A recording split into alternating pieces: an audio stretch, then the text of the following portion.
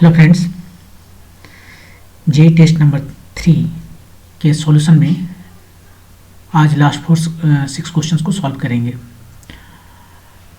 Question number 20 है the ratio of contributions of electric and magnetic fields associated with the electromagnetic wave energy density is 1:1, 1:2, 2:1, 4:1। ये question electromagnetic wave का है और ये पूछ रहा है कि एनर्जी डेंसिटी जो होता है इलेक्ट्रोमैग्नेटिक वेव में, जैसे कि लाइट एक इलेक्ट्रोमैग्नेटिक वेव है। जब लाइट इधर से होकर गुजरती है तो इसके पास में इलेक्ट्रिक फील्ड होता है और मैग्नेटिक फील्ड होता है, दोनों ही होता है और दोनों आपस में परपेंडिकुलर हैं और ये दोनों लाइट के डायरेक्शन के भी परपेंडिकुलर हैं। तो जहाँ से भी ये गुजर रहा है वहाँ पर इलेक्ट्रिक फील्ड है, मैग्नेटिक फील्ड है और हम जानते हैं कि जहाँ कहीं भी इलेक्ट्रिक फील्ड होता है वहाँ पर एनर्जी डेंसिटी होता है। वो एनर्जी डेंसिटी कितना होता है? Half epsilon E square. Epsilon जिस मीडियम की हम बात कर रहे हैं, जिस मीडियम में इलेक्ट्रोमैग्नेटिक वेव गुजर रहा है वहाँ का परमिटिविटी है और ई उसका इलेक्ट्रिक फील्ड है। ये इलेक्ट्रिक फील्ड ये एनर्जी डेंसिटी मतलब एनर्जी पर यूनिट वॉल्यूम, एक यूनिट वॉल्यूम में इतना एनर्जी है और ये एनर्जी इलेक्ट्रिक फील्ड की वजह से है। इसको ई से डिनोट करते हैं। लेकिन वहाँ पर केवल इलेक्ट्रिक फील्ड नहीं है, इलेक्ट्रोमैग्नेटिक वेव में दोनों चीज़ें हैं। तो वहाँ पर मैग्नेटिक फील्ड भी है और उस मैग्नेटिक फील्ड की वजह से भी एनर्जी है और वो होता है b²/2 म्यू परमेबिलिटी है उस मीडियम का। तो दोनों एनर्जी यहाँ पर है। अब आपने देखा होगा कि जो एनर्जी डेंसिटी हम लिखते हैं वो कितना लिखते हैं? वो लिखते हैं half epsilon naught E not square. Average energy density का बात कर रहे हैं, एवरेज एनर्जी डेंसिटी लिखते हैं half epsilon naught E not square. और इसमें ये नहीं कहते कि ये एनर्जी डेंसिटी इलेक्ट्रिक फील्ड की वजह से है या मैग्नेटिक फील्ड की वजह से है। तो अब सवाल उठता है कि ये एनर्जी डेंसिटी किसके वजह से है? ये एक्चुअली दोनों के वजह से है, टोटल है ये टी फॉर टोटल। इसमें कंट्रीब्यूशन है एनर्जी डेंसिटी इलेक्ट्रिक फील्ड का और मैग्नेटिक फील्ड का, ये दोनों का कंट्रीब्यूशन है। सवाल में ये पूछ रहा है कि इसका कितना कंट्रीब्यूशन है, इसका कितना कंट्रीब्यूशन है।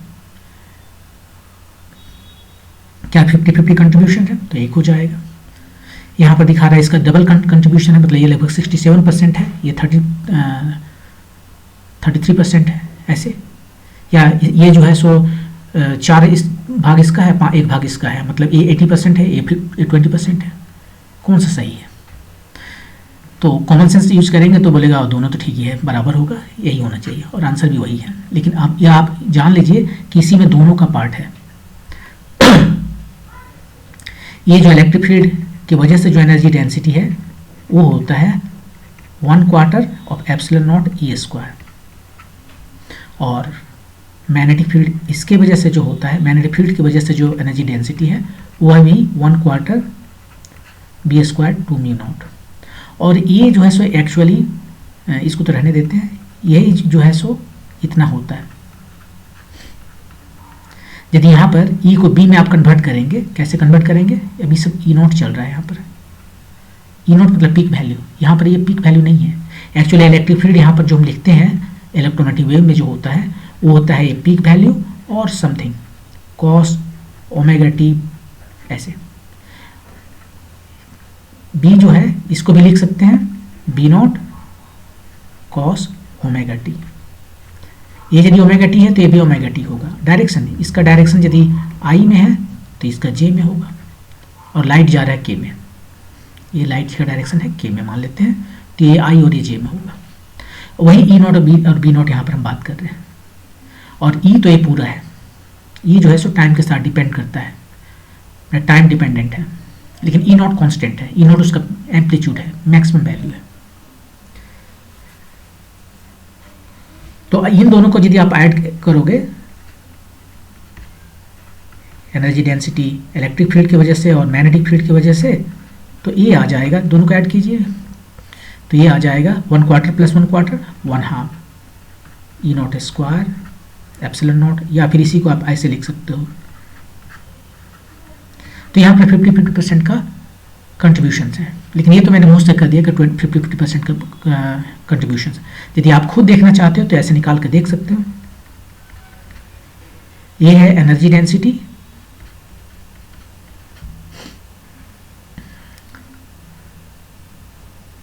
इलेक्ट्रिक फील्ड के लिए, इलेक्ट्रिक फील्ड का वैल्यू है ये, उसके वजह से जो एनर्जी डेंसिटी ये है। यदि हम इसका, लेकिन ये तो टाइम डिपेंडेंट है ना, ये टाइम डिपेंडेंट है, तो यहाँ पर पूरा वैल्यू नहीं लिखते हैं। एप्सिलॉन ई के जगह पर ई नॉट स्क्वायर, कॉस के जगह पर कॉस स्क्वायर ओमेगा टी, और आई नहीं लिखते हैं। उसको लिखने का क्या मतलब है, इसका स्क्वायर कर दिया तो आई डॉट आई 1 हो गया। और इसका यदि हम एवरेज लें तो हमें इस क्वांटिटी का एवरेज लेना पड़ेगा, लेकिन हाफ तो कांस्टेंट है, वो बाहर आ जाएगा। एप्सिलॉन भी कांस्टेंट है, वो बाहर आ जाएगा। ई नॉट स्क्वायर भी कांस्टेंट है, वो बाहर आ जाएगा। तो हमें किसका एवरेज लेना है, हमें जो एवरेज लेना है वो लेना है इसका। और कॉस स्क्वायर ओमेगा टी का जो एवरेज कितना होता है वो हाफ होता है, half epsilon E not square times half, 1/4 epsilon naught epsilon E not square. यहाँ पर मैंने एप्सिलॉन लिखा है क्योंकि सोचा किसी दूसरे मीडियम में, वैक्यूम में नहीं है।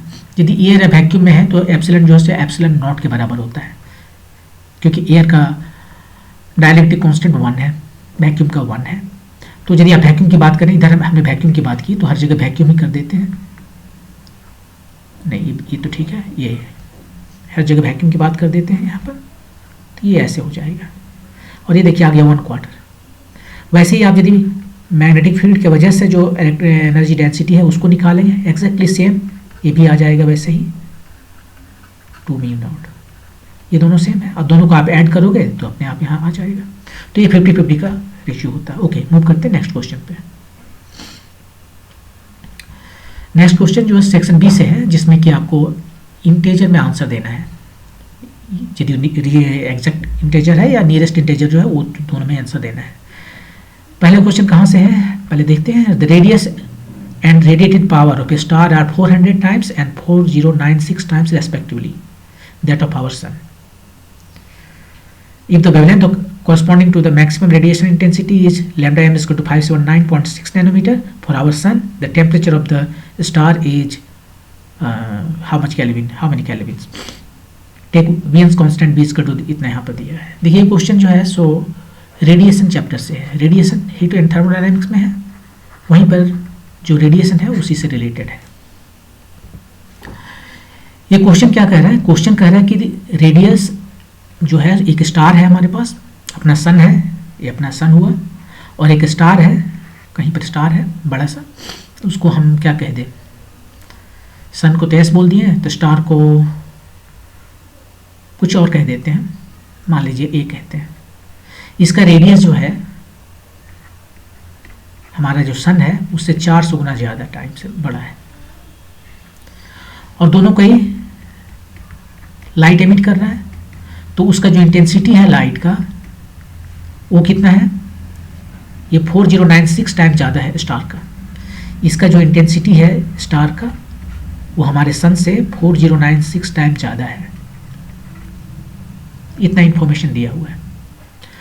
अब आगे ये कह रहा है कि radiation intensity is delta M 5796 nanometre corresponding to the maximum radiation, maximum intensity. कहने का ये मतलब है कि देखिए, यदि आप ब्लैक बॉडी रेडिएशन को याद कीजिए, इधर जो है सो इरेडियंस मतलब इंटेंसिटी जो है उसी से रिलेटेड है।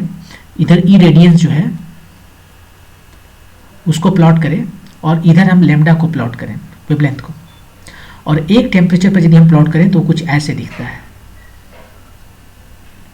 दूसरा टेम्परेचर पर प्लॉट करें तो कुछ ऐसे दिखता है, तीसरा टेम्परेचर प्लॉट करें तो ऐसे दिखता है।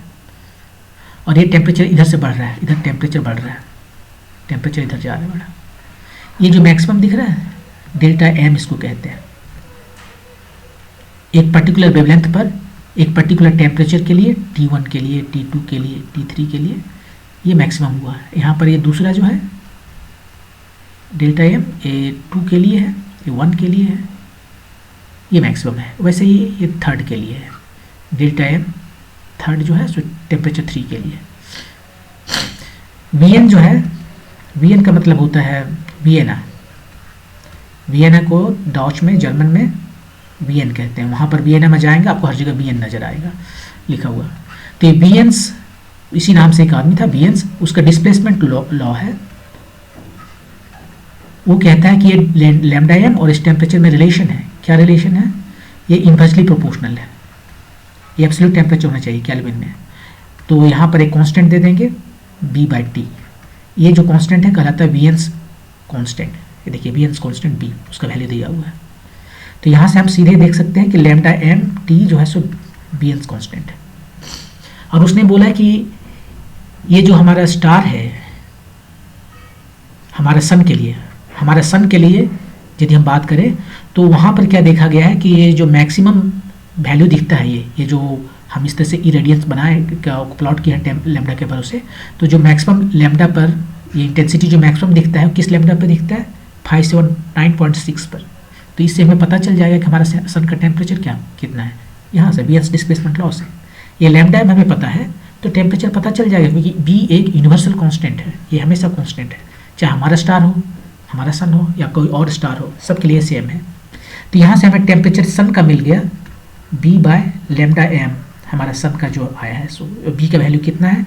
2.898 टाइम्स 10⁻³ और लैम्डा एम की वैल्यू है 579.6। इसको डेसिमल हटा देते हैं, यहाँ पर 120 आ गया और ये इसका डबल है देखेंगे तो। एक 10 इधर ले लेते हैं, एक 10 यह ले लेते हैं, ये 2 5 से चला गया तो 5 टाइम्स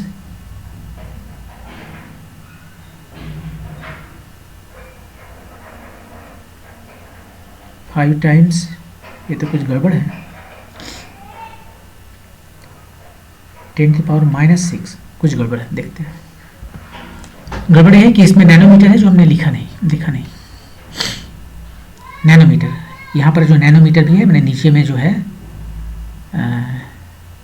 ये यहाँ पे वेवलेंथ लिख रहे हैं, ये इतना वेवलेंथ नहीं, इतना मीटर नहीं है, इतना नैनोमीटर है। तो नीचे हमें 10⁻⁹ भी है। और तब ये फाइनली कितना आ गया? 5 टाइम्स 3 0 ऊपर गया, 5000 केल्विन।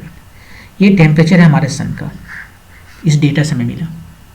वीएंस कांस्टेंट जो है वो दिया हुआ है और ये दिया हुआ है वेवलेंथ, जिस पर जो इंटेंसिटी है सन से जो लाइट आ रहा है उसका इंटेंसिटी जो सबसे ज़्यादा है किस वेवलेंथ पर है? 579.6 से। तो यहाँ से इस डेटा से हमें मिल गया कि हमारा टेम्परेचर का सन जो हमारा जो सन है उसका टेम्परेचर है 5000 केल्विन। ठीक है, अब इधर देखते हैं, इधर इसको यूज करते हैं। ये क्या है? ये इंटेंसिटी है, जो पावर रेडिएटेड हो रहा है उसका इंटेंसिटी है।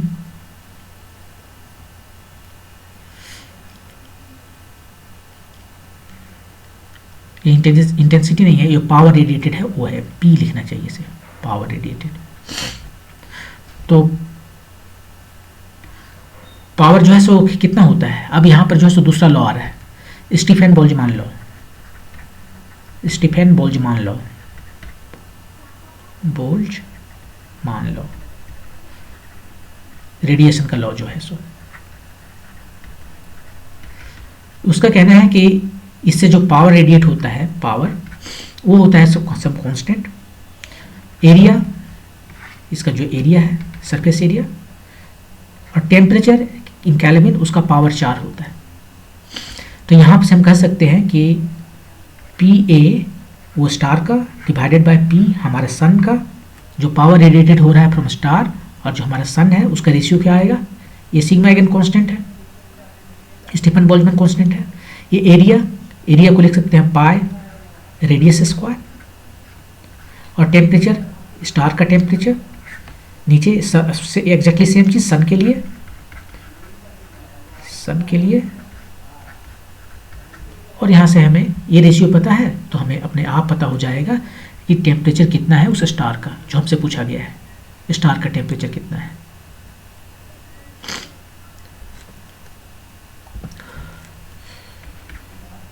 ये सारे फैक्टर आउट हो गए, बच गए यहाँ पर RA/RS का स्क्वायर और टेम्परेचर A/टेम्परेचर S। इसका पावर 4 है, यहाँ पर गलती से हमने 2 लिख दिया, फिर ये 4 है, इसको हटा के 2 लिख दिया।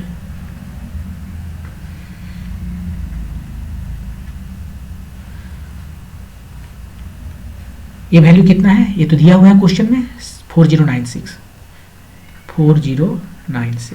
और ये वैल्यू भी दिया हुआ है RA/RS 400 है। वो यहाँ पे मैंने कैपिटल R लिख दिया, कैपिटल R और स्मॉल r एक ही समझिए।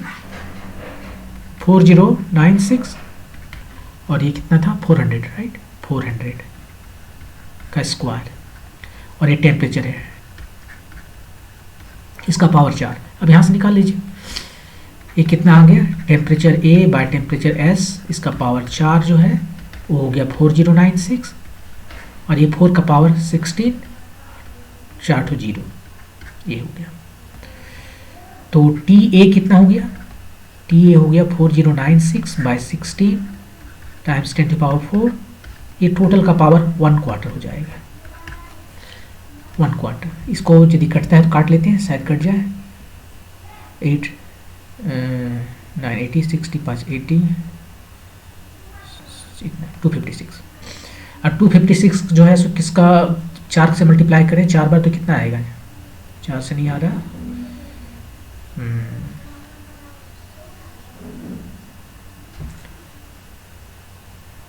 सही आएगा।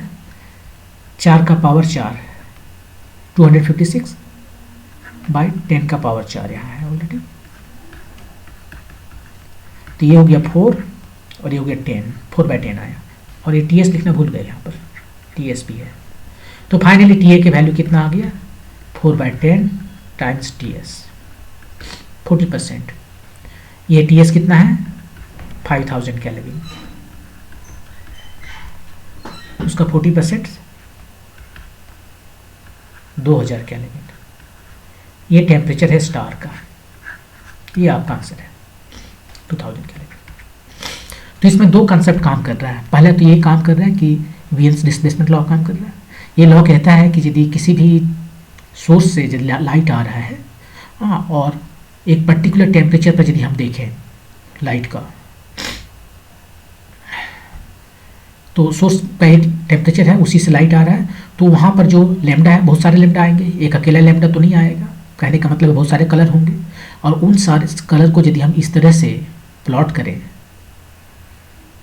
लैम्डा m यहाँ पर लैम्डा प्लॉट करें इधर और इधर उसका इंटेंसिटी प्लॉट करें, तो एक पर्टिकुलर वेवलेंथ के लिए इंटेंसिटी मैक्सिमम होता है। तो सन के लिए हमें पता चला कि ये जो इंटेंसिटी मैक्सिमम होता है वो किसके लिए होता है, किस वेवलेंथ पर होता है। उसने कहा 579.6।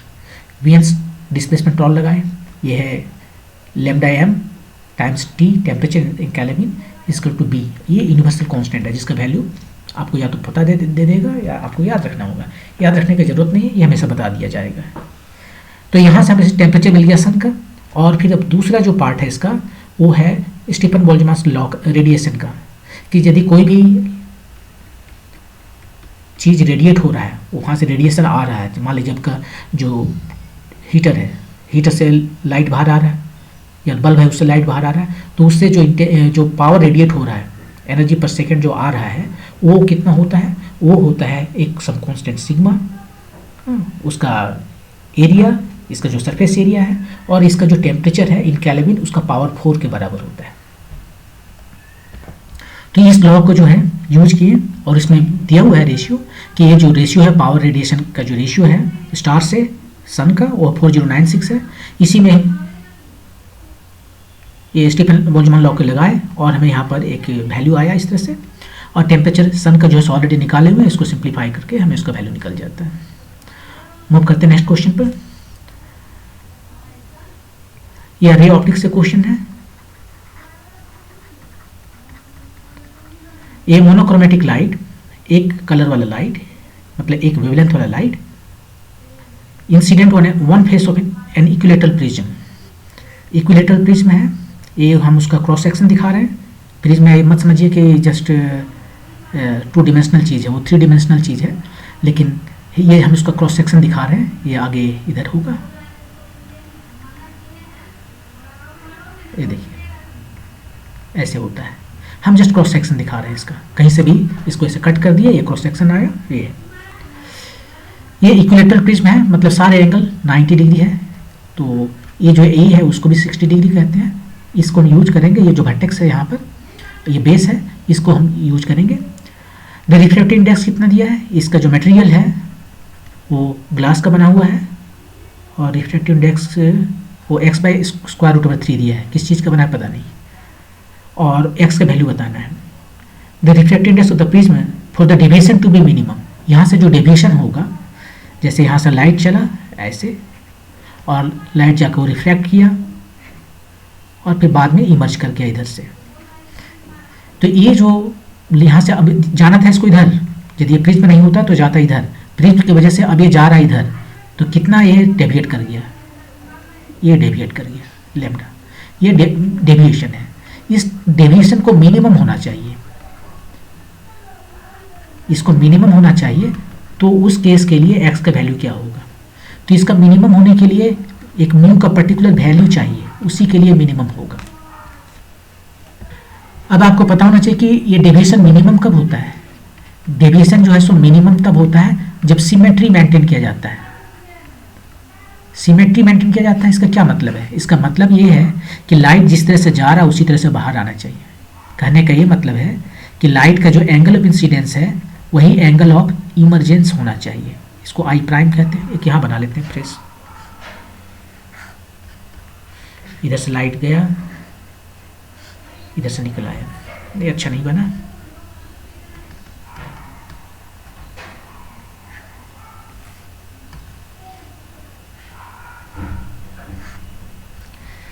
ये इधर से गया इधर से वापस चला आया, तो ए एंगल ऑफ जो इंसिडेंस है नॉर्मल और इंसिडेंट रे के बीच में एंगल आई, और ये एंगल ऑफ इमरजेंस है, इसको आई प्राइम कहते हैं। यहाँ पर दो एंगल हैं, एक एंगल ऑफ रिफ्रैक्शन इधर भी है, इसको आर प्राइम कहते हैं, ठीक है, और ए एंगल ये है।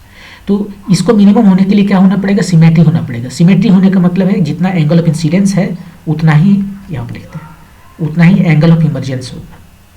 अब देखिए आई और आई प्राइम सेम है तो आर और आर प्राइम को भी सेम होना पड़ेगा। आप बोलोगे कैसे, कि दोनों जगह स्नेल्स लॉ लगाइए आपको नजर आ जाएगा। स्नेल्स लॉ लगाते हैं।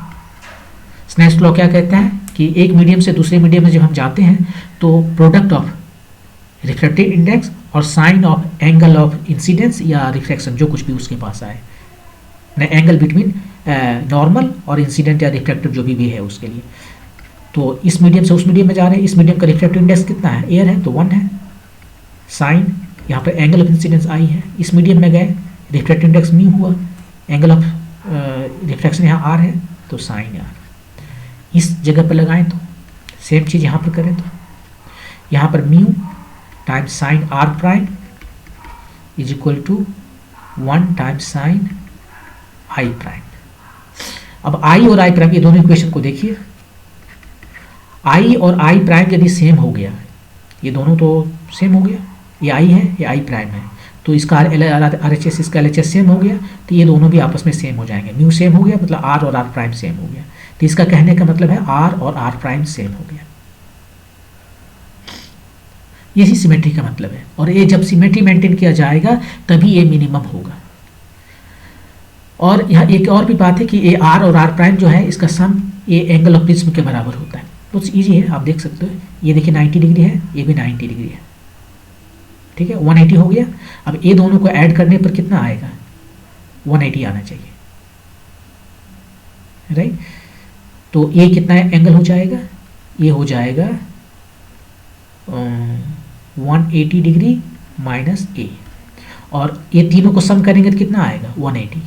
तो यहाँ से आपको सिंपली आ जाएगा कि R plus R A prime is equal to 180 degree. निकाल कर देख लीजिए कहीं पर, plus 180 minus A is equal to 180, ये खत्म हो गया, R plus R prime is equal to A, ये होता है, ठीक है। तो यहाँ आर और आर प्राइम दोनों इक्वल है और दोनों का सम 180 ए है, तो आर और आर प्राइम दोनों ही ए के हाफ हो गया। ये कितना है, 60 डिग्री है, इक्विलेटरल ट्रायंगल है, equilateral prism at angle 60 degree.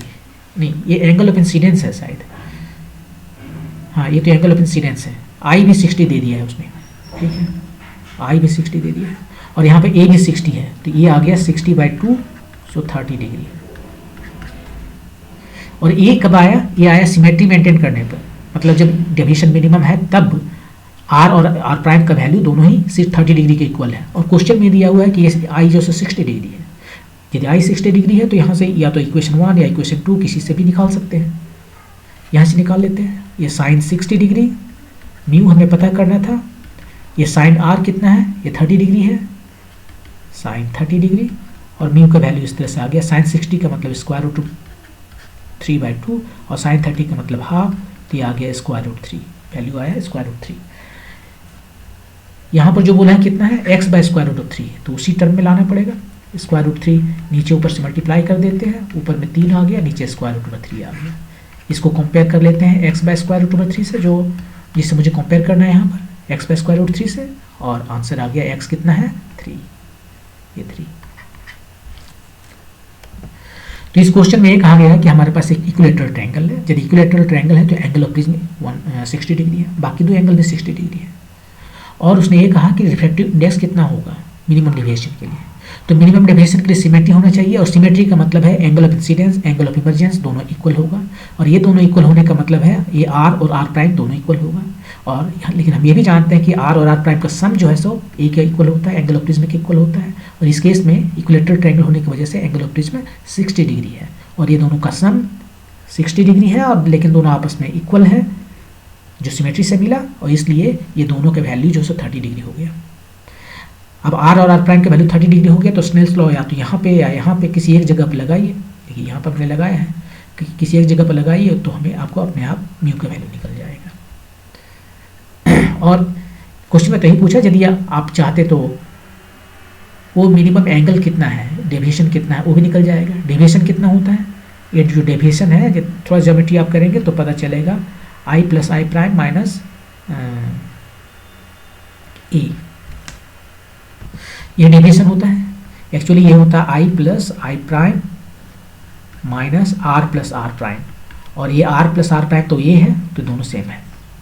तो आई कितना है 60 डिग्री, आई प्राइम कितना है, ये भी 60 डिग्री होगा, और ए एंगल कितना है 60 डिग्री, ये एंगल ऑफ प्रिज्म है, तो डेविएशन भी 60 डिग्री आया।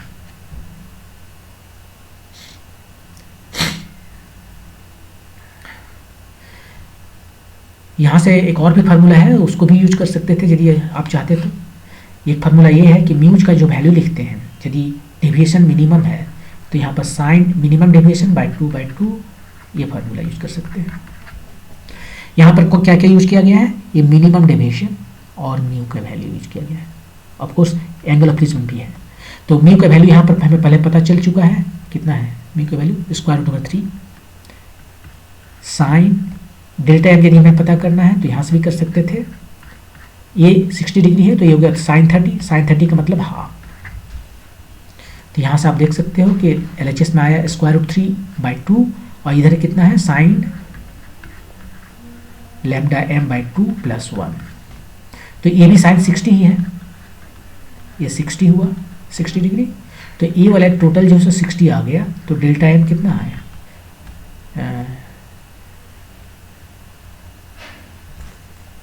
नहीं यहाँ पर ये 2 का कैसे लिखा मैंने, ये 2 कहाँ से आ गया, साइन डेल्टा एम प्लस ए, शायद प्लस ए होना चाहिए,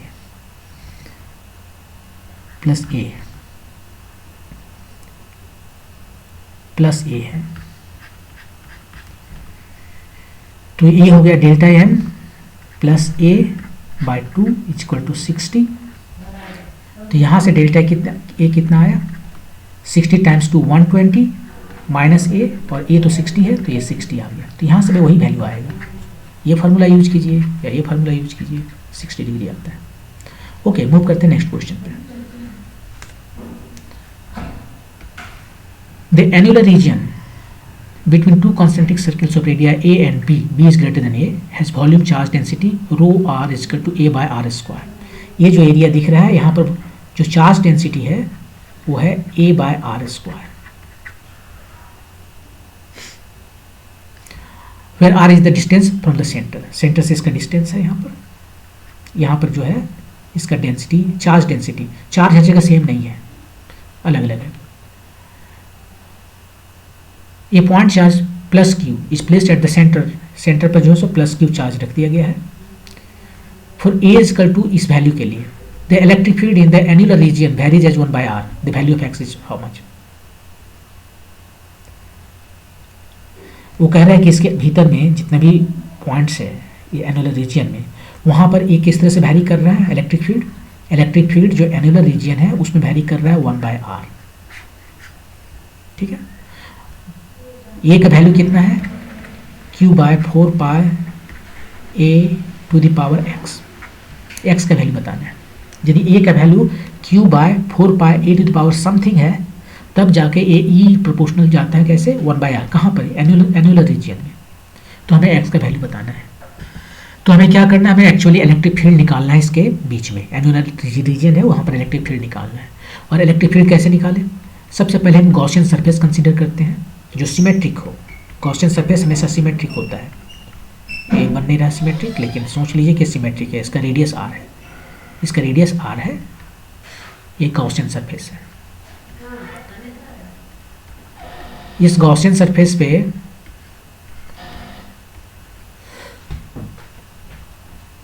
इलेक्ट्रिक फील्ड हर जगह सेम होगा सिमेट्री की वजह से। देखिए यहाँ पर देखिए सिमेट्रिक है ना, जितना चार्ज यहाँ, जितना दूर यहाँ से है हर जगह उतना दूर है, और सेंटर पर एक क्यू है। यही क्यू यदि सेंटर पर ना होकर कहीं और होता तब ये जो गॉसियन सरफेस नहीं होता। इससे भी इक्वल डिस्टेंस पर है, और ये जो चार्ज यहाँ पर डिस्ट्रीब्यूशन है उससे भी इक्वल डिस्टेंस पर है, बाहर वाला से भी अंदर वाला से। ये सिमेट्रिक है, इसलिए सिमेट्रिक होने की वजह से इलेक्ट्रिक फील्ड हर जगह सेम है। लेकिन गॉसियन सरफेस का कुछ भी हो सकता है, सिमेट्रिक होना जरूरी नहीं है। हमारे लिए अभी ये फायदेमंद होगा, हमें एक ऐसा गॉसियन सरफेस कंसीडर किए जो सिमेट्रिक है। सिमेट्रिक नहीं होगा तो भी गॉसियन सरफेस बन सकता है, क्यों नहीं बन सकता, लेकिन हमने ये ऐसा जानबूझकर कंसीडर किया। क्यों, अभी आपको तुरंत पता चलेगा। और यहाँ पर हम गॉस लॉ लगाते हैं। आप गॉस लॉ लगा के बना सकते हैं, आप यदि चाहें तो डायरेक्ट कूलम लगा के बना सकते हैं, लेकिन गॉस लॉ में ज़्यादा ईजी है। तो गॉस लॉ लगाते हैं। गॉस लॉ कहता है कि इलेक्ट्रिक फील्ड का जो फ्लक्स है, ये जो फ्लक्स है वो कितना होता है, वो charge inside divided by epsilon not होता है। इस क्वेश्चन में थोड़ा प्रॉब्लम है, मैंने यहाँ पर सर्कल्स लिखा है, ये सर्कल्स नहीं होंगे, ये स्फीयर्स होंगे ना, ये 3D हो गए, ये स्फीयर्स होंगे, और ये सेल बन गया। ठीक है, तो ये जो मैंने सेल कंसीडर किया है गॉसियन सरफेस है, एक सेल है, सेल नहीं है, जस्ट गॉसियन सरफेस है ये। तो ठीक है, यहाँ पर इलेक्ट्रिक फील्ड हर जगह सेम है ड्यू टू सिमेट्री, तो हर जगह सेम है तो इसको बाहर निकाल सकते हैं।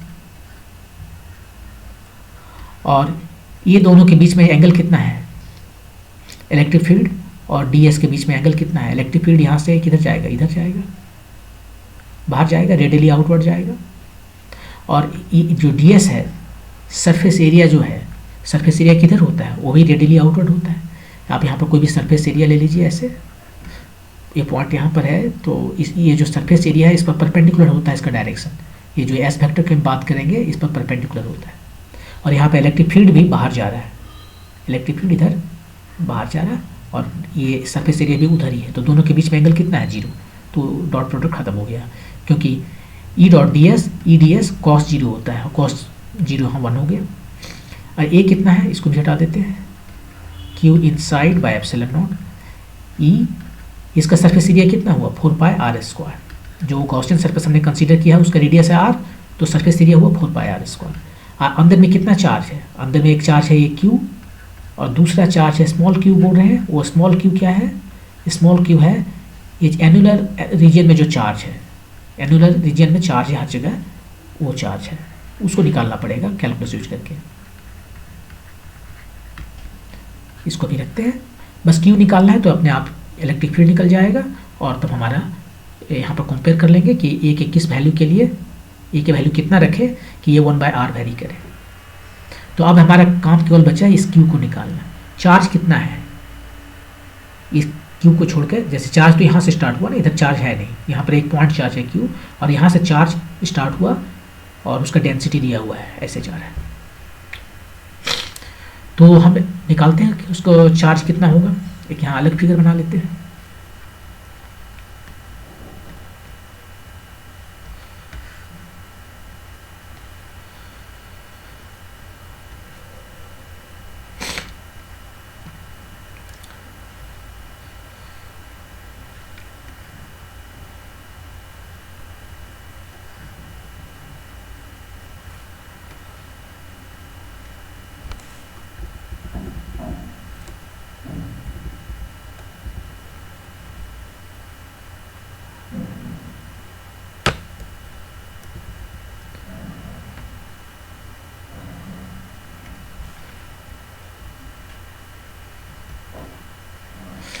ये हमारा एनुलर रीजन है, यहाँ से ये अंदर वाला खाली जगह है, ये छोटा वाला, और ये सभी जो है इधर है, यहाँ से यहाँ तक। और ये हमने एक एलिमेंट कर कंसीडर किया, एलिमेंट्री सेल कंसीडर किया। ये जो है एलिमेंट्री सेल हमने कंसीडर किया। सोच लीजिए फुटबॉल जिसका रेडियस है r, तो विड्थ कितना होगा, r के टर्म में लिखना होगा, थोड़ा सा r, मतलब डी आर। ये एलिमेंट्री सेल हमने कंसीडर किया, r डिस्टेंस पर गॉस सेंटर से और डी आर विड्थ का। तो यहाँ इसके हर एक जगह पर अब जो चार्ज डेंसिटी है वो सेम होगा। क्यों? क्योंकि ये बहुत नज़दीक है ना, ये डी आर है, डी आर टेंस टू 0 है, बहुत छोटा है। तो इसलिए यहाँ इस पॉइंट पर जो चार्ज डेंसिटी है वही चार्ज डेंसिटी इस यहाँ पर भी होगा, बहुत थोड़ा माइन्यूट वेरी करेगा, जिसको हम इग्नोर कर सकते हैं क्योंकि यहाँ डी आर टेंस टू 0 है। तो यहाँ पर हमें चार्ज डेंसिटी पता है, तो इसमें कितना चार्ज होगा वो भी पता चल जाएगा। तो चार्ज उसमें जो डी क्यू है वो कितना होगा, वो होगा जो charge density times volume. Charge density का मतलब ये है चार्ज पर यूनिट वॉल्यूम, उसको हम यदि वॉल्यूम से मल्टीप्लाई कर देंगे तो चार्ज मिल जाएगा। तो वो एलिमेंट्री जो सेल है इसका वॉल्यूम कितना है, वॉल्यूम है 4πr²। एयर क्या हुआ, सरफेस एरिया, और सरफेस एरिया को यदि हम विड्थ से मल्टीप्लाई कर दें तो वॉल्यूम मिल जाएगा। क्योंकि ये सरफेस एरिया हर जगह सेम है, इस डी आर तक जो है, डी आर लेंथ तक सरफेस एरिया जो है सो हर जगह सेम है, इसलिए हम मल्टीप्लाई कर सकते हैं। यहाँ पर हम एरिया जब निकालते हैं स्क्वायर रेक्टेंगल का, तो क्या करते हैं, एक साइड को दूसरे से मल्टीप्लाई कर देते हैं, क्योंकि हर जगह सेम है, यही यहाँ पर भी है, यही यहाँ पर भी है, वही यहाँ पर हो रहा है। यहाँ पर जो एरिया है वही एरिया यहाँ पर है, वही एरिया यहाँ पर है। तो इतना दूर तक यदि हम माने कि बहुत छोटा है तो हर जगह एरिया सेम है, तो इसको यदि मल्टीप्लाई करेंगे तो हमें इसका वॉल्यूम मिल जाएगा। लेकिन बड़ा ट्रायंगल जो स्फीयर है उसके लिए वो नहीं कर सकते कि यहाँ से यहाँ तक ये आर बहुत ज़्यादा वेरी कर रहा है, तब उस केस में नहीं कर सकते, केवल सेल के केस में कर सकते हैं। उस केस में आप यदि करोगे तो गलत हो जाएगा पूरा।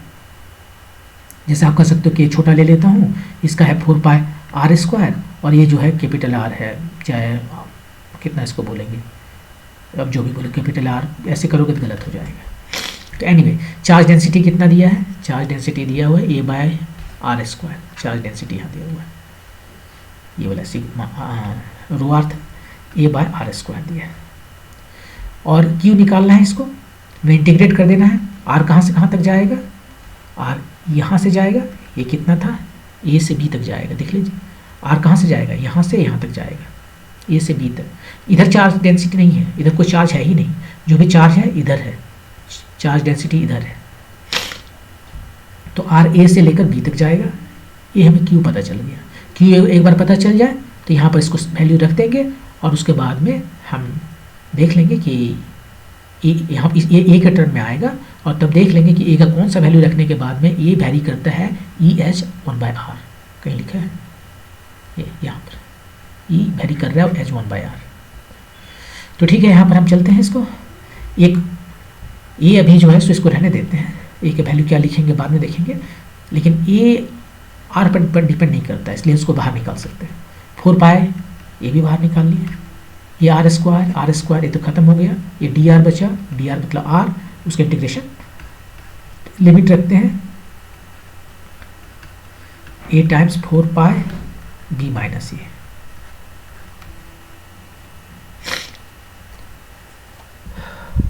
लेकिन ये तो कांस्टेंट हो गया, कांस्टेंट तो नहीं आना चाहिए ना।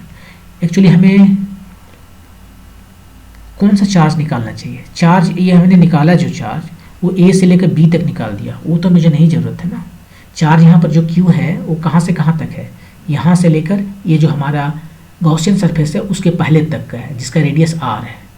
तो हमें ए से लेकर आर तक निकालना था, हमें ए से लेकर आर तक निकालना था। तो हम इसको ए से लेकर आर तक निकालते हैं, बी तक नहीं निकालते हैं, आर तक। तो यहाँ पर थोड़ा आपको कन्फ्यूजन लग सकता है कि हमने आर ले लिया, इसको हम एक्स ले लेते तो ज़्यादा अच्छा रहता।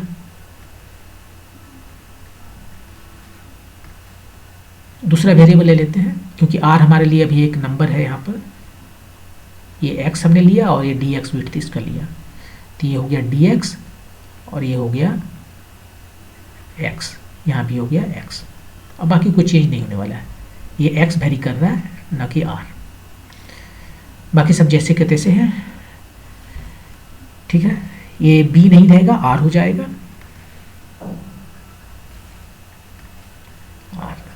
बस क्यू हमें पता चल गया है। अब इसको हम सब्स्टिट्यूट करेंगे 1 में और देखते हैं कि क्या होता है। क्या था यहाँ पर इसको हम उस साइड ले चलते हैं। ई इक्वल टू कितना आ रहा है 1/4 pi R square times capital Q plus small Q है, capital Q plus small Q ये वाला है 4 pi A R minus A by epsilon naught, epsilon not.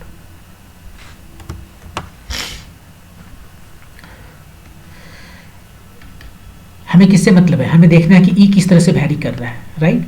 इसी से मतलब है कि ई जो है सो some constant B by R होना चाहिए। ये क्वेश्चन में कहा है कि ये 1 बाय आर वैरी करता है, ई जो है सो प्रोपोर्शनल 1 बाय आर है, मतलब E some number some constant by R होना चाहिए। इस फॉर्म में मुझे लिखना है। तो उसके लिए क्या करें, जो कांस्टेंट उससे बाहर करते हैं पहले 1/4 पाई एप्सिलॉन नॉट, ये तो ठीक है। और इधर क्या बचा, इधर ऊपर में बचा Q plus 4 pi A R minus 4 pi A by A वाला आर स्क्वायर हुआ, और कहीं कुछ है नहीं। तो अब बताइए इसको देख के कि ई जो है सो बी बाय आर के टर्म में कैसे आएगा। ये तो बी का जैसा है, कांस्टेंट है, ये तो ठीक है। यहाँ पर जो है सो है क्यू माइनस 4 पाई ए और ये क्या है 4 pi A R by R square. एक टर्म तो 1 बाय आर है, 1/4 पाई एप्सिलॉन नॉट। ये वाला टर्म तो 4 पाई ए बाय आर है, ये 1 बाय आर हो गया। ये भी 1 बाय आर आना चाहिए, ये भी 1, जस्ट यदि यहाँ पर आर आ गया तो मेरा काम हो जाएगा। लेकिन फिलहाल है क्या, फिलहाल है -4 pi A bye R square. तो हमें क्या चाहिए, हमें चाहिए कि ए जो है सो सम कांस्टेंट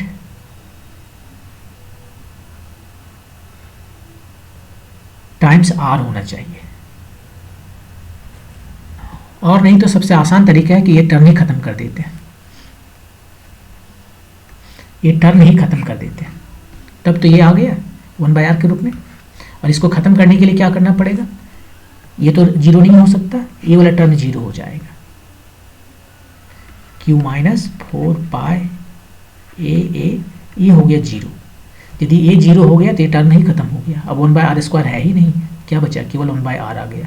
तो उस केस में ये इलेक्ट्रिक फील्ड जो है वो आ जाएगा 1/4 पाई एप्सिलॉन नॉट इधर, और इधर हो गया 4 पाई ए बाय आर। 4 पाई चला गया, ये आ गया ए बाय एप्सिलॉन नॉट आर। देखिए ये जो है सो प्रोपोर्शनल हो गया 1 बाय आर। ये तब पॉसिबल है जब ये वाला 0 होगा तब, और नहीं तो कोई दूसरा रास्ता है क्या, तो जरा देख के बताइए। एक रास्ता ये था कि ये जो q माइनस 4 पाई ए है ये हो जाए सम कांस्टेंट r, तब हो जाता। लेकिन यहाँ पर कैसे के आर हो जाएगा, ये जो क्वांटिटी है वो r पर तो डिपेंड करता नहीं है। आपने देखा कि जब हम इसको q निकाल रहे थे तो इसको यहाँ से बाहर कर लिए, वो तो डिस्टेंस पर डिपेंड करता ही नहीं है। ये सारे के सारे कांस्टेंट हैं, तो ये सारे के सारे कांस्टेंट है, तो यहाँ पर r आ ही नहीं सकता है। इसको हम कैसे r लाएंगे, नहीं ला सकते, ये कांस्टेंट है। बहुत कर सकते हैं, इसको 0 बना सकते हैं। तो हमारे लिए वही सबसे अच्छा ऑप्शन था कि इसको 0 बना दें, और तब यहाँ से हमें पता चलता है कि हमारा क्या वैल्यू आया ए का, ये क्या होना चाहिए q/4 ये वैल्यू होना चाहिए, q/4 होना चाहिए। और इसने कितना लिखा है q/4 का पावर x कर दिया, तो पावर कितना होगा 1 होगा, ये आना चाहिए था हमारा q/4 इसको और इसको देख के x का पावर 1 आंसर। तो एक बार समराइज कर देते हैं। क्वेश्चन ये है कि एक हमारे पास कंसेंट्रिक स्फीयर्स है, अंदर में खाली है और बीच वाला जो रीजन सेल है, सेल अच्छा खासा थिकनेस का सेल है, वो जो सेल है वहाँ पर चार्ज डेंसिटी है और वहाँ पर जो वॉल्यूम चार्ज डेंसिटी, देखिए हमने वॉल्यूम लिखा है और यहाँ पर हमने सर्किल्स लिखा, वो गलत किया। वॉल्यूम चार्ज डेंसिटी है वो कितना है ρr = a/r²। जैसे जैसे डिस्टेंस आगे बढ़ रहा है इसका चार्ज डेंसिटी घट रहा है, तो इस तरह से चार्ज डेंसिटी है। क्वेश्चन ये है कि यदि इलेक्ट्रिक फील्ड हम देखें इसके बीच में कहीं भी, तो वो हमारा इलेक्ट्रिक फील्ड आता है H1/r। ये आने के लिए ए का वैल्यू कितना होना चाहिए, ए का वैल्यू कितना होना चाहिए, एक कांस्टेंट है तो वो निकालना है हमें। तो इसके लिए हम क्या करते हैं, पहले इलेक्ट्रिक फील्ड निकालते हैं। इसके बीच में इलेक्ट्रिक फील्ड को 1/r होना चाहिए ना, तो ठीक है इलेक्ट्रिक फील्ड निकाल लेते हैं। उसको निकालने के लिए हम गॉस लॉ लगाते हैं और गॉस लॉ लगाने के लिए गॉसियन सरफेस लेना पड़ेगा। तो यहाँ वो गॉसियन सरफेस हमने सिमेट्रिक लिया, गॉसियन सरफेस जो है सो हमने सिमेट्रिक लिया। और उस सिमेट्रिक लेने का वजह ये है कि हर एक पॉइंट पर इलेक्ट्रिक फील्ड सेम हो, और तब हम जो गॉस लॉ यहाँ लगाते हैं कि जो ये फ्लक्स है इलेक्ट्रिक फील्ड का वो होता है charge inside divided by epsilon not. तो इस फ्लक्स में जो इलेक्ट्रिक फील्ड है हर जगह सेम है, और यहाँ पर देखिए डायरेक्शन दोनों का सेम है। ये जो एस है एरिया वेक्टर वो रेडियली आउटवर्ड होता है, और यहाँ पर जो इलेक्ट्रिक फील्ड है वो भी रेडियली आउटवर्ड है। आप बोलोगे रेडियली आउटवर्ड क्यों है, तो यहाँ पर पॉजिटिव चार्ज है और ये सारे चार्ज भी पॉजिटिव हैं, तो इस चार्ज की वजह से देखिए इलेक्ट्रिक फील्ड किधर है, इधर है। इसके वजह से इलेक्ट्रिक फील्ड किधर होगा, उधर ही होगा, इलेक्ट्रिक फील्ड उधर ही होगा। और बाहर इधर जो चार्ज है उसकी वजह से तो इलेक्ट्रिक फील्ड होगा ही नहीं, ये बिल्कुल ग्रेविटेशन की तरह होता है। बाहर वाले चार्ज की वजह से इलेक्ट्रिक फील्ड नहीं होता, अंदर वाले चार्ज की वजह से होता है। और यहाँ पर सिमेट्रिक की वजह से मान लीजिए यहाँ पर एक पॉइंट चार्ज है तो इसकी वजह से किधर होगा, इधर होगा।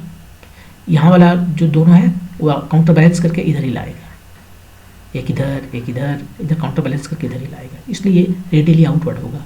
और सरफेस एरिया भी और रेडियली आउटवर्ड है, तो दोनों के बीच में एंगल 0 डिग्री हो गया, तो हम इसको सिंपली EDS लिख सकते हैं। और DS ये सरफेस एरिया है, जो गॉसियन सरफेस है उसका सरफेस एरिया है। यहाँ पर हमने r रेडियस का कंसीडर किया था गॉसियन सरफेस, तो वो एरिया 4πr² हुआ। और इधर अंदर में Qn कितना हुआ, एक तो चार्ज ये है पॉइंट चार्ज Q प्लस ये जो चार्ज है, चार्ज डेंसिटी हर जगह है, तो ये से लेकर r तक जो एनुलर रीजन है सेल जो है वह उसमें जितना चार्ज आ रहा है वो निकालना है। वो निकालने के लिए हमें क्या करना पड़ेगा, कैलकुलस यूज़ करना पड़ेगा, क्योंकि ये कांस्टेंट नहीं है, ये वैरी कर रहा है H/a/r²। तो उसको हमने निकाला यहाँ पर। उसके बीच में जो चार्ज डेंसिटी हमें पता है, तो हमने क्या किया कि ये हमारा r वाला रीजन है, राइट, जो सेल में जहाँ पर मुझे इलेक्ट्रिक फील्ड निकालना है। तो A और R के बीच में हमने एक फिर कंसीडर किया सेल जिसका रेडियस है x एक्चुअली और dx। तो यहाँ पर हमें पता है कि इसका इलेक्ट्रिक फील्ड कितना है, इलेक्ट्रिक फील्ड नहीं चार्ज डेंसिटी कितना है a/r², रो x एक्चुअली वो है, वो हमें पता है। यदि हम उसको वॉल्यूम से मल्टीप्लाई कर दें तो हमें इसके बीच में इस एनुलर रीजन जो है, एनुलर रीजन नहीं ये सेल जो है, तो सेल के रीजन में जो चार्ज है वो पता चल जाएगा। हम इसको सिंपली मल्टीप्लाई कर सकते हैं क्योंकि हर एक जगह पर चार्ज डेंसिटी सेम है। ये बहुत छोटा डिस्टेंस है ना, dx टेंड्स टू 0 है, इसलिए चार्ज डेंसिटी हर जगह सेम है, इसलिए हम सबको कांस्टेंट मान के इसको मल्टीप्लाई कर सकते हैं। तो यहाँ पर हमें चार्ज डेंसिटी इसका मिल गया, आप सिंपली इंटीग्रेट कर देंगे 0 यहाँ पर a से लेकर r तक, तो हमें मिल जाएगा टोटल चार्ज ये जो गॉसियन सरफेस के अंदर में है यहाँ से यहाँ तक, यानी स्मॉल q वो मिल गया। उसको सब्स्टिट्यूट कर दिया इस इक्वेशन में, तो यहाँ पर हमें इस तरह से आया। अब इसको देखकर एक टर्म तो 1/r है, दूसरा टर्म 1/r नहीं 1/r² है, लेकिन ये कांस्टेंट है, यहाँ पर हम r लिख नहीं सकते, ये कांस्टेंट है, 4π कांस्टेंट है, a कांस्टेंट है और कैपिटल A भी कांस्टेंट है, क्योंकि याद कीजिए इसको निकालने के समय कि जो चार्ज है विद इन गॉसियन सरफेस निकालने के समय हम a को बाहर कर लिए थे, a को बाहर कर लिए, क्योंकि ये r पर डिपेंड नहीं करता, डिस्टेंस पर डिपेंड नहीं करता। तो ये सारे के सारे कांस्टेंट हैं, तो सारे के सारे कांस्टेंट हैं और क्वेश्चन में कहा है कि ये 1/r पर वेरी करता है, तो इसका मतलब ए वाला टर्म जो है सो क्या होना है, वैनिश करना है, तो नहीं रहेगा। और ये कब नहीं रहेगा, जब ए हो जाएगा q/4πa यहाँ से, और इससे कंपेयर करके हमारा आंसर आ गया। ओके, मूव करते हैं नेक्स्ट क्वेश्चन पे।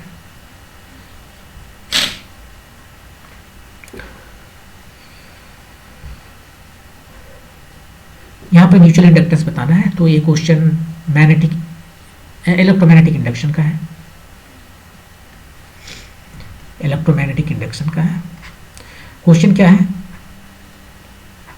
क्वेश्चन ये है कि एक small circular loop of radius r is placed at the centre of a large rectangular loop of side l and b। एक फिगर में दिखा रहे हैं, l इधर है, b इधर है। एक छोटा सा सर्कुलर रीजन जो है, सर्कुलर लूप जो है रेडियस r का बीच में रखा है, एकदम बीच में है इसका।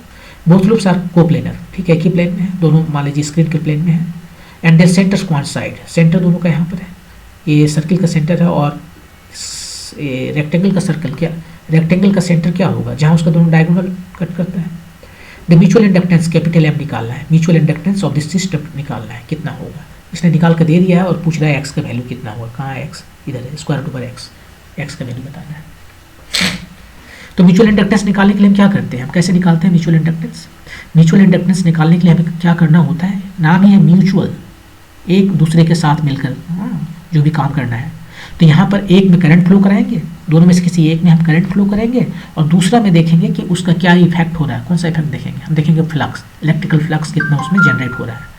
जैसे एक में मैंने करंट फ्लो कर दिया I, और दूसरा में देखा कि भाई दूसरा में जो करंट फ्लो हो रहा है वो कितना है, आपको नज़र आएगा कि ये इसके डायरेक्टली प्रोपोर्शनल है। और जब प्रोपोर्शनलिटी कांस्टेंट लिखेंगे वही है इसका म्यूचुअल इंडक्टेंस।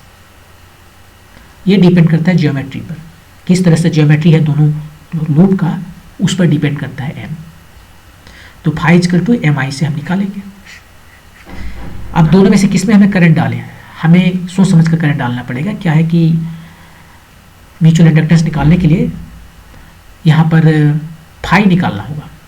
तो ये फाई क्या है, फाई है फ्लक्स, मैग्नेटिक फ्लक्स। एक में करंट फ्लो करेगा तो एक मैग्नेटिक फील्ड बनेगा, उस मैग्नेटिक फील्ड की वजह से एक फ्लक्स तैयार होगा। और फ्लक्स क्या होता है, फ्लक्स जो है सो ये मैग्नेटिक फील्ड का फ्लक्स है, तो B.ds उसको इंटीग्रेट कर देंगे फॉर द होल सरफेस, ये फ्लक्स है। ये जो क्लोज्ड लूप है यहाँ, इसका मतलब है क्लोज्ड लूप है। जैसे ये क्लोज्ड लूप है ये, या ये क्लोज्ड लूप है ये, तो क्लोज्ड लूप के लिए हमें ये B.ds निकाल के सबको एडअप करते चले जाना है, ये पूरा का पूरा यहाँ पर एडअप करेंगे। तो अब हम दो काम कर सकते हैं, करंट को फ्लो करना है तो या तो रेक्टेंगल में करंट फ्लो करें या इसमें क्या कहते हैं सर्किल में, दोनों में से किसी एक में करेंगे। अभी मैं क्या करते हैं, सबसे पहले हम रेक्टेंगल में करंट को फ्लो करते हैं और बाद में बताएंगे कि इसी में करना ज़्यादा बेहतर है। इसमें करने के बाद में यदि हम निकालने जाएंगे तो हमें बहुत कॉम्प्लिकेटेड कैलकुलेशन करना पड़ सकता है। तो देखिए इसमें हमने करंट फ्लो कर दिया, I स्मॉल I है, ठीक है। और इसमें जब करंट फ्लो कर दिया है तो इसके सेंटर पे एक मैग्नेटिक फील्ड जनरेट होगा। निकालिए वो मैग्नेटिक फील्ड कितना होगा सेंटर पे।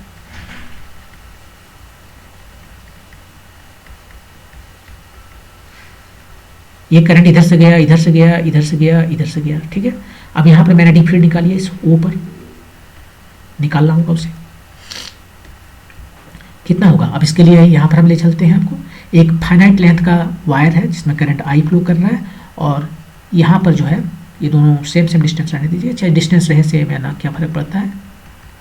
एक एंगल θ1 है, एक एंगल θ2 है। यहाँ पर जो मैग्नेटिक फील्ड है वो होता है μ0I, इसमें I करंट फ्लो कर रहा है, डिवाइडेड बाय 4π, ये d है minimum distance between this wire and A B point या नॉर्मल डिस्टेंस। और यहाँ पर आ जाएगा sin θ1 प्लस sin θ2, ये θ1 प्लस θ2, वही फार्मूला यूज करेंगे यहाँ पर भी। तो यूज करते हैं μ0I, करंट स्मॉल I है, बाय 4π d, अभी d लिखते हैं हम, इसके लिए चल रहे हैं पहले 1 के लिए, पहले 1 के लिए, इसको 1 बोलते हैं वायर, इसको 2, इसको 3, इसको 4। तो 1 के लिए चल रहे हैं 4π d, ये वाला डिस्टेंस जो है यहाँ से यहाँ तक वो डिस्टेंस कितना है, बी का हाफ हो जाएगा। फिलहाल इसको D1 कहते हैं, और इधर जब आएंगे तो D2 कहेंगे। D1, ये D1 कितना है, D1 जो है सो बी का आधा है, कहीं लिख लें, D1 जो है सो बी का आधा है। और ये साइन बना, साइन θ1 कितना है और θ2 कितना है, साइन θ1 और साइन θ2,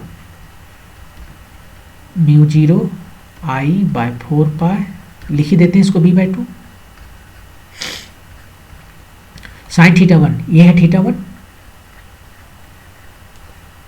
और ये है नहीं, ये θ1 नहीं है, ये गलत मैंने कह दिया, ये है θ1। जहाँ पर हम मैग्नेटिक फील्ड निकालते हैं वहाँ पर कितना बड़ा एंगल बना रहा है वायर, एक साइड से बना रहा है θ1 और ये साइड बना रहा है θ2।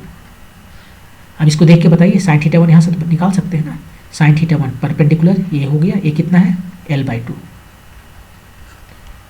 बाय ये हाइपोटेन्यूज, ये हाइपोटेन्यूज कितना होगा, this square plus this square, so square root over b/2 whole square plus L/2 whole square, ये वाला नंबर। थोड़ा सिंप्लीफाई कर लेते हैं ये आया μ0 I/2πb, इधर ये 2 और ये 2 कट गया, यहाँ पर आया L/b² प्लस L², ये आया, इतना आया मैग्नेटिक फील्ड। इसके वजह से भी उतना ही आएगा। डायरेक्शन सेम है या नहीं देख लीजिए, राइट हैंड कर रूल यूज कीजिए, अपना राइट हैंड लीजिए, करंट का डायरेक्शन में उसको रखिए और जिस पॉइंट पर मैग्नेटिक फील्ड निकालना है उधर उसको कर्ल कीजिए, थंब दिखाएगा डायरेक्शन आपको मैग्नेटिक फील्ड का। तो इसके लिए थंब किधर दिखा रहा है, इसके लिए थंब दिखा रहा है किधर, मैं यदि करता हूँ उसे तो दिखा रहा है मेरी तरफ पॉइंट कर रहा है। 3 के लिए किधर दिखा रहा है, 3 भी उतना ही मैग्नीट्यूड देगा क्योंकि लेंथ सेम है, सिमेट्रिक है, दोनों एक ही, ये डिस्टेंस इसके बराबर है, ये डिस्टेंस इसके बराबर है, ये डिस्टेंस इसके बराबर है, सेम देगा। डायरेक्शन केवल देखना है, डायरेक्शन में कर रहा हूँ फिर इसे, जब मैं अपना राइट हैंड चारों फिंगर को इस तरफ करता हूँ और उसको कर्ल उधर करता हूँ तो ये थंब जो है अभी भी मेरी तरफ दिखा रहा है, अपना दोनों की वजह से डायरेक्शन सेम है, इसके वजह से भी डायरेक्शन सेम है। आप घुमा के देख लीजिए, उसके तरफ रख के चारों की वजह से डायरेक्शन सेम है, तो सब हमें ऐड करना पड़ेगा, कोई भी माइनस करने की जरूरत नहीं है। तो b1 के ही इक्वल टू b3 है, ऐड करेंगे, ये b3 है, b2 और b4 अलग है, तो एगो b2 निकालते हैं, b4 भी उसको उसी के बराबर b4 होगा।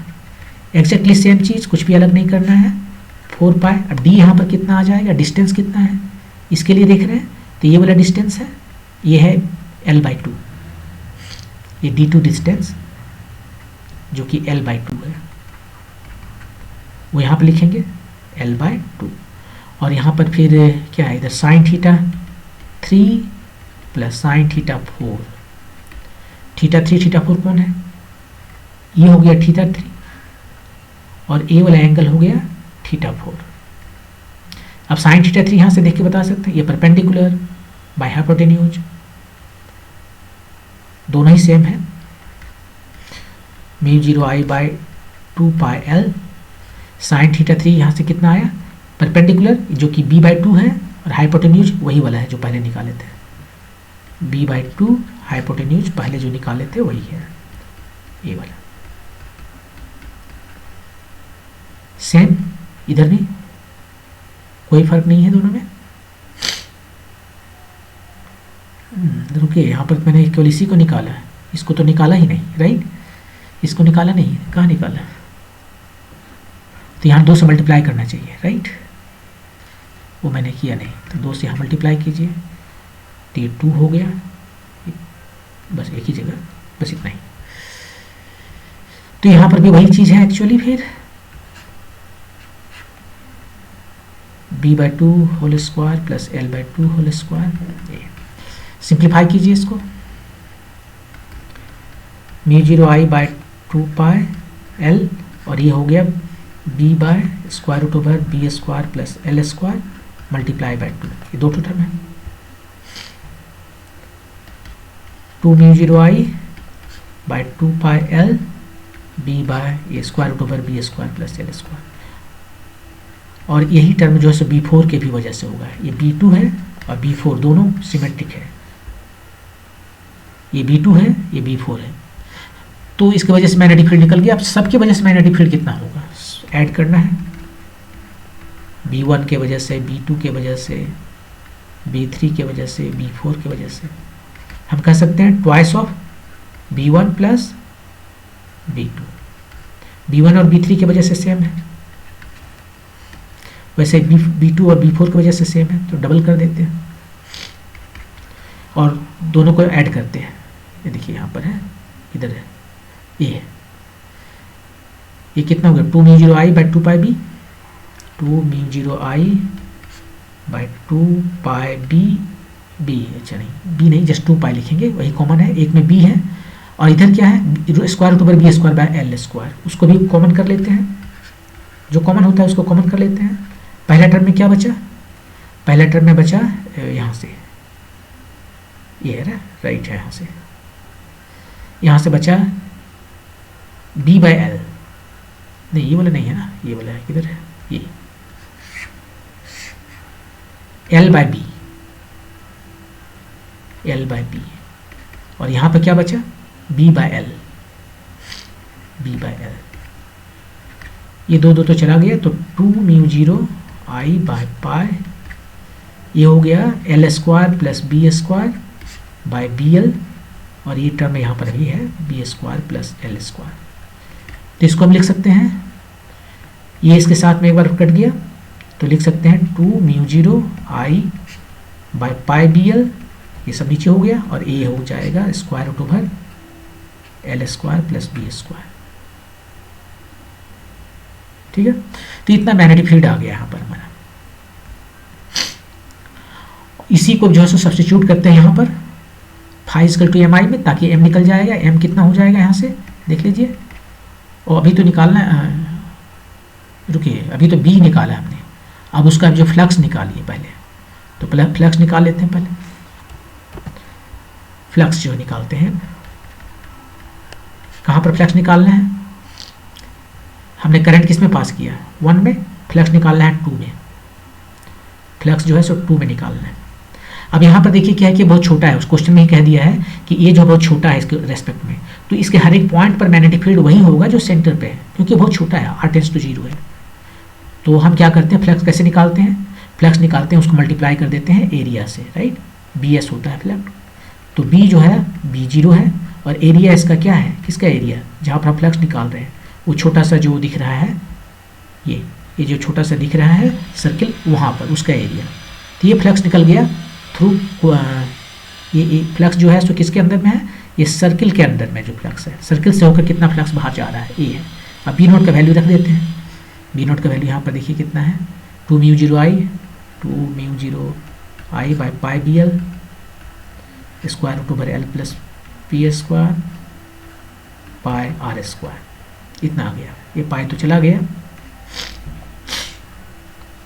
ठीक है, पाई ये निकल गया। और फार्मूला जो है magnetic flux mutual inductance times I होता है, तो यहाँ से म्यूचुअल इंडक्टेंस निकल जाएगा फाई टू सर्किल में जो हो रहा है, ये जो फाई क्रिएट हो रहा है किसके वजह से, कॉइल 1 में, लूप 1 में जो कि रेक्टेंगल है उसमें हमने करंट पास किया, तब इसमें जाके इतना करंट निकल रहा है, इतना करंट आ रहा है, देखिए इतना फ्लक्स आ रहा है एक्चुअली।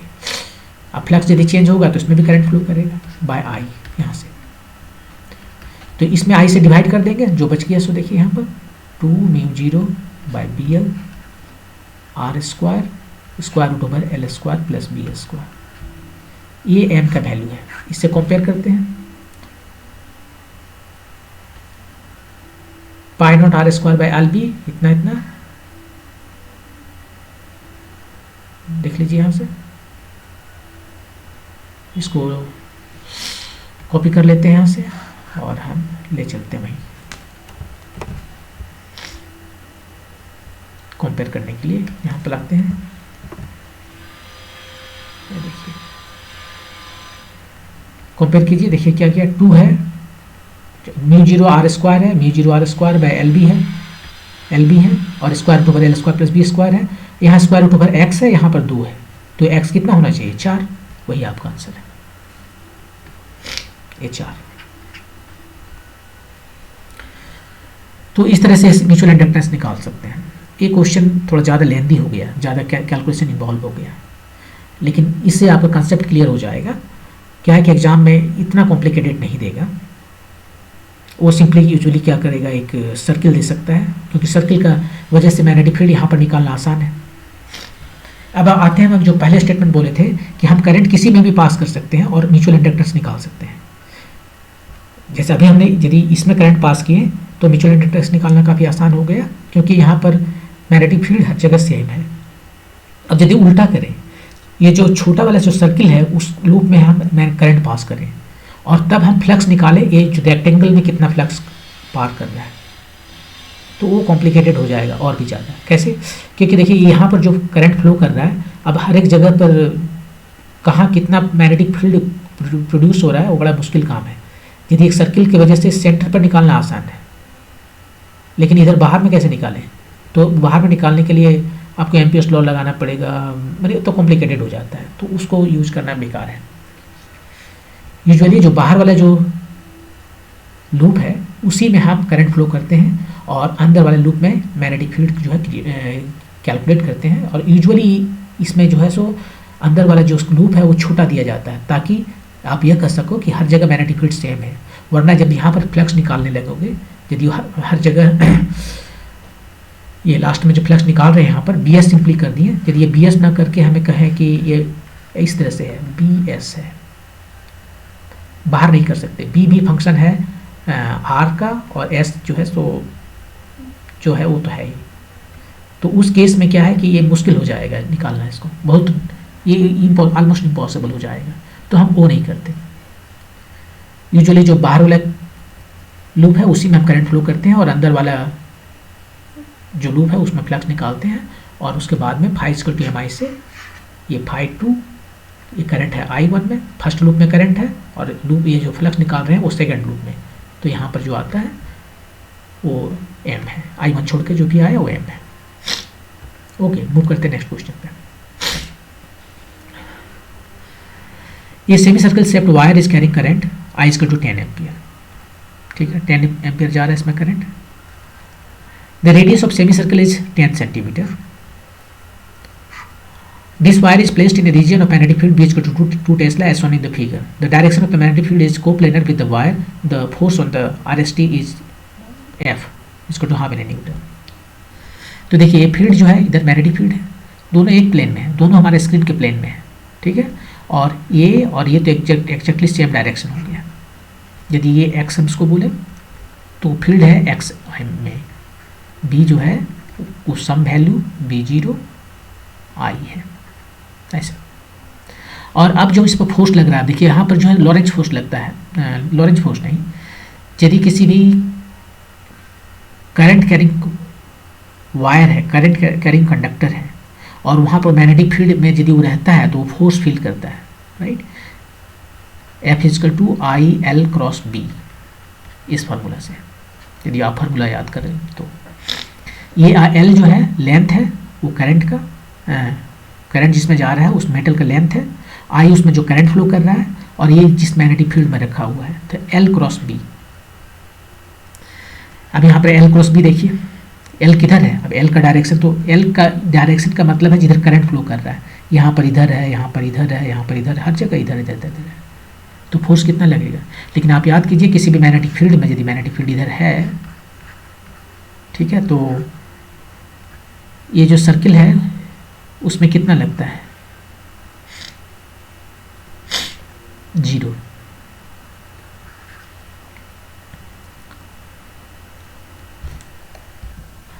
यहाँ पर कितना लगेगा, तो देखिए इस फोर्स निकालने के लिए, या आपने देखा होगा इलेक्ट्रोमैग्नेटिक इंडक्शन में भी जो मेनली इंपॉर्टेंट चीज़ होता है वो होता है इनिशियल और फाइनल पॉइंट्स। यदि फोर्स हमें पता करना होता है PQRS पर, इस पूरे सेमी सर्किल पर, तो ए पॉइंट और ए पॉइंट हम लेते हैं और इस लेंथ का केवल हम बात करते हैं, बाकी सब भूल जाते हैं। ऐसा इसलिए कि इसको हम दो भाग में डिकम्पोज कर सकते हैं, एक एक्स में और एक वाई में। ये एक्स एक्सिस है, ये वाई एक्सिस है, इसको डिकम्पोज कर सकते हैं। ये एक्स में हो जाएगा, यहाँ से यहाँ तक लेंथ है, और वाई में कितना हो जाएगा। मान लीजिए यदि हम इसको बात कर रहे हैं, अभी जो हमसे पूछा गया है RST, इस पर हम फोकस करते हैं, इस पर कितना फोर्स लग रहा है, ये पूछा जा रहा है। तो यहाँ पर हम कह सकते हैं कि इसका लेंथ इधर इतना है और x में इतना है, x में r है, y में भी r है। तो ये दो ठो वायर की तरह। अब इस पर कितना फोर्स लगेगा? इस पर 0 फोर्स लगेगा। क्यों? क्योंकि फील्ड और ये आई एल दोनों सेम डायरेक्शन में हो गया, बी का डायरेक्शन और एल का डायरेक्शन सेम हो गया। यहाँ पर आप इसको छोटा छोटा ऐसे इसलिए कर पा रहे हैं क्योंकि यहाँ पर आप कह सकते हो कि ये जो छोटा एलिमेंट लिए हैं इसको हम डिकम्पोज कर रहे हैं, एक इधर गया एक नीचे आया, ऐसे। यहाँ भी वही कर रहे हैं, एक नीचे आया ऐसे और एक इधर गया। ये जो है इसको हम डिकम्पोज कर रहे हैं। तो जो ये एक्स डायरेक्शन में जो है उस पर तो कोई फोर्स लगेगा नहीं। क्यों? यहाँ पे एल क्रॉस बी, इस करंट इधर है और फील्ड उधर है, जो फोर्स लगेगा उस पर लगेगा। और वही सबको यदि हम एडअप करते चले जाएं तो ये यहाँ आ गया। मतलब कि कहने के यदि इसको डिकम्पोज हम करें पूरी तरह से तो एक इधर आ गया एक इधर आ गया, दो ठो रड हमारे पास आ गया। ये कंडक्टर्स को हटा के हम दो लिख सकते हैं ऐसे। और करंट है इधर से आया इधर चला गया। अब इस पर जो फोर्स लग रहा है वो तो लग रहा है, और इस पर जो फोर्स लग रहा है वो 0 है, क्योंकि इसमें जो करंट का डायरेक्शन है और फील्ड का डायरेक्शन है सेम है। तो यहाँ पर 0 करंट हो गया। इस पर करंट जो है वो फोर्स कितना है वो लगेगा इस फार्मूला से। तो फोर्स यहाँ पर लगाते हैं, वही फोर्स ये टोटल पे है। तो force on R S T पर कितना लगा? I L cross B, I L cross B. I कितना है जो करंट इसमें फ्लो कर रहा है? आई, वो तो ठीक है। एल कितना है? इस पर केवल फोर्स लग रहा है तो ए वाला एल बताना है, आर ओ। बी कितना है? वो तो बी है। और दोनों के बीच में एंगल कितना है? एल और बी के बीच में एंगल कितना है? एल इधर है और बी इधर है एक्स की तरफ, तो दोनों के बीच में एंगल 90 डिग्री है। तो I R naught B, R naught क्यों लिख रहा हूँ? इसका रेडियस को आर नॉट मैंने कहा क्या है? जो भी करना आर नॉट करना है तो आर नॉट ही कहिए। आई कितना है? आई इधर 10 एम्पियर है यहाँ से। आर रेडियस कितना है? 10 सेंटीमीटर, मीटर में कन्वर्ट कर लेते हैं। और बी मैग्नेटिक फील्ड कितना है? 2 टेस्ला। एक तो 0 चला गया, ये 0 भी चला गया, तो 2 न्यूटन आया। ये आपका आंसर है, देखिए 2 न्यूटन।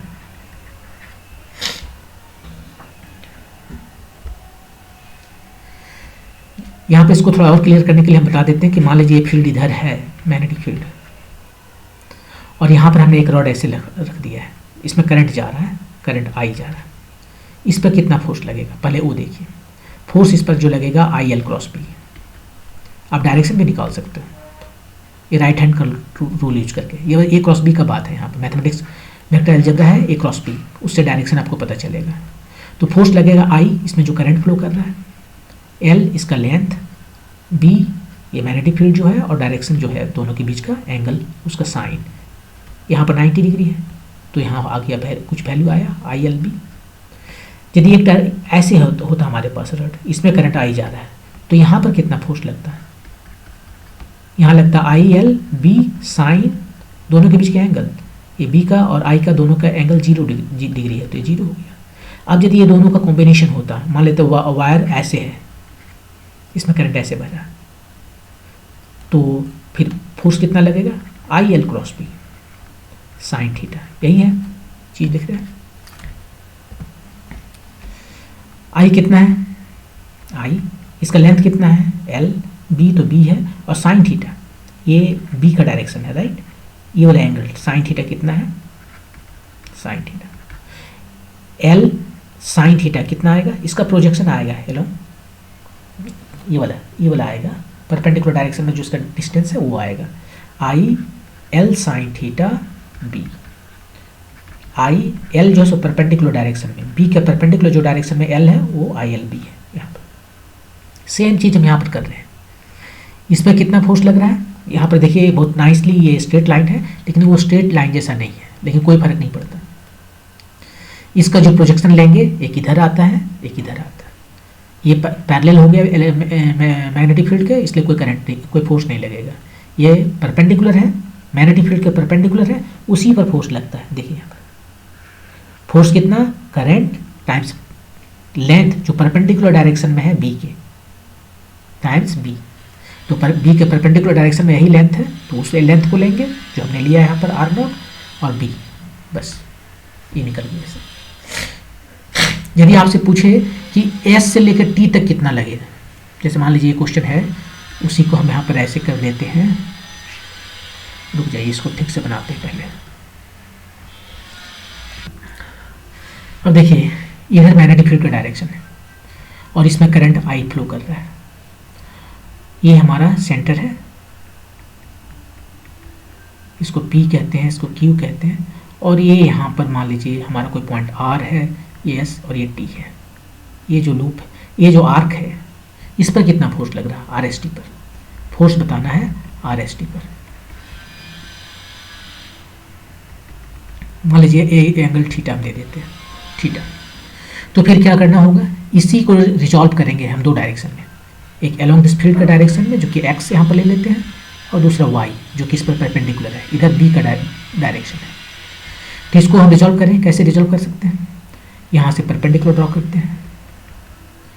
ये थीटा है, ये r है, तो ये कितना हो जाएगा, यही है l परपेंडिकुलर, जो हो गया आपका r, स्मॉल r लेते हैं रेडियस के लिए, r साइन थीटा। तो यहाँ पर इसके वजह से इस हमने जो है दो भाग में तोड़ दिया इसको, इक्विवेलेंट टू, एक नीचे आया इधर प्लस एक इधर आया। ये वाला कितना है, ये वाला है r, नहीं ये तो r है, नहीं ये रुक जाइए, ये वाला तो है कितना है, ये इतना है ना केवल ये वाला, तो वो हो जाएगा, यहाँ पे लिख देते हैं r minus r cos theta. r यहाँ से यहाँ तक और यहाँ से यहाँ तक है r कॉस थीटा ही वाला। तो इसका जो x कंपोनेंट है रिजॉल्व करने के बाद वो बस इतना आया, ये टोटल r में से r कॉस थीटा हटा दिए, इतना आया। और ये कितना आया, ये आया r साइन थीटा। यही है परपेंडिकुलर, l परपेंडिकुलर, और ये है l पैरेलल। अब फोर्स जब निकालना है IRST पर, तो यहाँ पर I ये परपेंडिकुलर खड़ी लेंगे और कोई नहीं, कुछ और नहीं लेना है, L परपेंडिकुलर B। इस पर तो फोर्स 0 हो जाता है, इसलिए उसको लेना नहीं है। I कितना है, I L परपेंडिकुलर है R साइन थीटा B।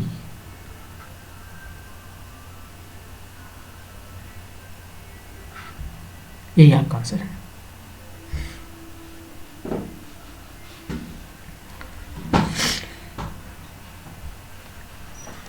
इस वीडियो में इतना ही। यह टेस्ट नंबर 3 को फिनिश्ड हो गया। नेक्स्ट टाइम टेस्ट नंबर 2 का सॉल्यूशन लेके आएंगे। Thank you.